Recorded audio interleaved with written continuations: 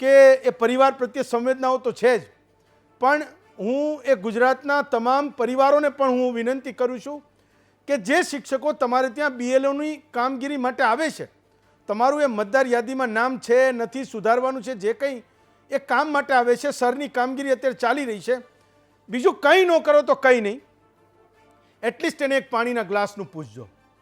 આ હું તમને કહું છું. એ શહેરોમાં તો ખૂબ માથાકૂટ છે.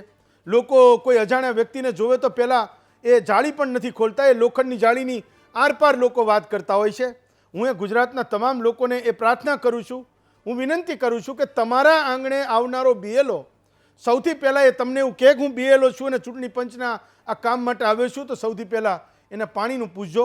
હું માનું છું કે એને એવું થશે કે હું જે કામ કરી રહ્યો છું એની જનતા પણ ખૂબ સારી રીતે એ નોંધ લઈ રહી છે, મારી પ્રામાણિકતા અને નિષ્ઠાને જનતા પણ વધાવી રહી છે. એકમાત્ર પાણીના ગ્લાસથી એ પૂછવાથી હું માનું છું કે એને ફીલ થશે ને જે એને આપણે કરાવવું જોઈએ.